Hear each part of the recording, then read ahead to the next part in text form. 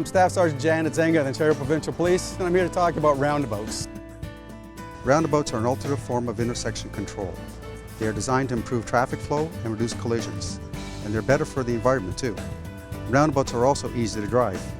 Based on the Insurance Institute for Highway Safety, personal injury collisions at intersections can be reduced by 75% and fatal collisions by 90% by the use of roundabouts.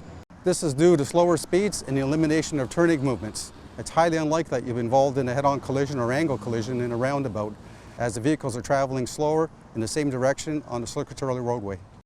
Roundabouts can reduce pollution, fuel consumption, and delays by reducing idling time and unnecessary stops. Roundabouts are designed to allow for continuous flow, unlike traditional intersections, where vehicles are forced to stop and wait their turn, even when there is no opposing traffic. When approaching a roundabout, you are required to yield to vehicles already in the circulatory roadway.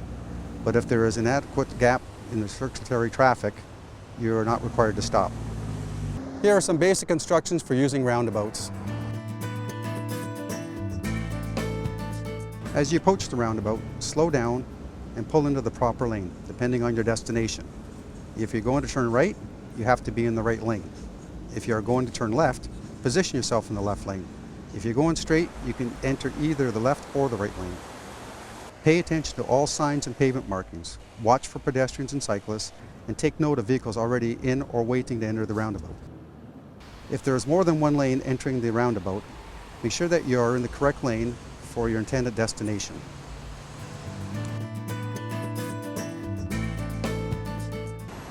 Traffic already in the roundabout always has a right of way when approaching the roundabout. Pay special attention to any bicycles or pedestrians crossing the roadway and yield to vehicles in the circulatory roadway as they have the right of way.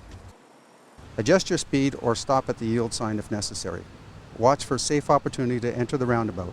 Enter only when there is adequate gap in the circulating traffic.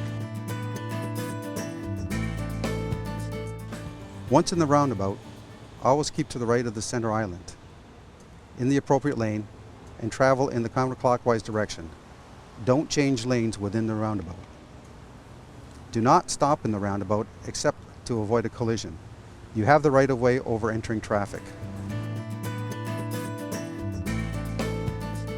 Use your right turn signal to indicate your intent to exit the roundabout.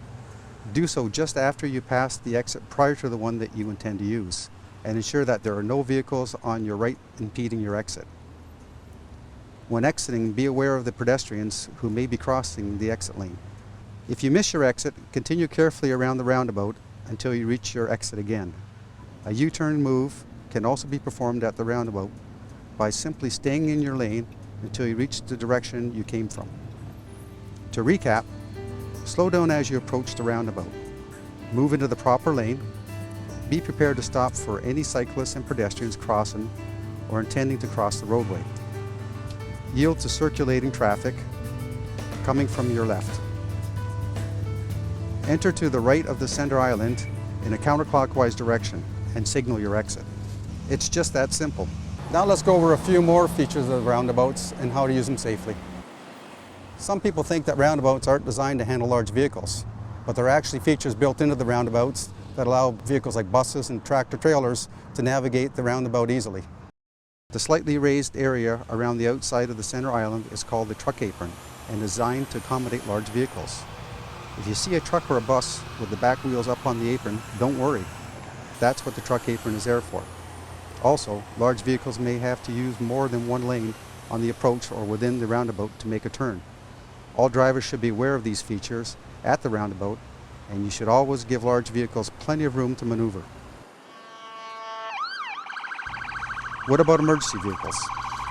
If you have not yet entered the roundabout, pull over to the right, if possible, and wait until the emergency vehicle has passed before proceeding.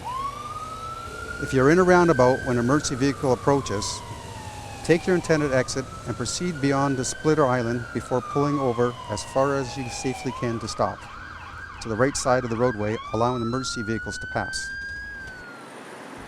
Splitter islands at the entrance to the roundabout guide traffic to enter the circulatory roadway to the right of the center island and in a counterclockwise direction. Splitter islands also allow pedestrians to cross one direction of traffic at a time. Pedestrians should wait for a safe gap in traffic and then walk to the splitter island. Then cross from the splitter island to the far side of the road when a safe gap in traffic occurs. Not all pedestrian crossings at roundabouts are marked. If the pedestrian crossing is marked, pedestrians should indicate their intention to cross to the approaching driver. Ensure that the driver stops before proceeding to cross the roadway. Do not enter the roadway until the vehicle stops. Cyclists have two options when traveling through roundabouts. For experienced cyclists, use the roundabout as if you were a vehicle. Signal your intent to merge into the middle of the appropriate approach lane prior to entering the roundabout. Stay in the middle of that lane. Follow all the rules that apply to vehicles. Less experienced cyclists should dismount ahead of the roundabout and walk with their bicycle. Follow the same rules that apply to pedestrians. Let's review the roundabout driving instructions one more time. Slow down. Move into the correct approach lane. Yield to pedestrians crossing and any vehicles already circulating in the roundabout. Follow the signs and pavement markings and proceed in a counterclockwise direction. Stay to the right of the center island in the appropriate lane and signal your exit. Remember that vehicles inside the roundabout have the right of way. Larger vehicles need to be given lots of room to maneuver, and emergency vehicles must be given the right of way once other vehicles have exited the roundabout. Thanks for joining me on this informative look at roundabouts, and remember to always yield before entering a roundabout and drive safely.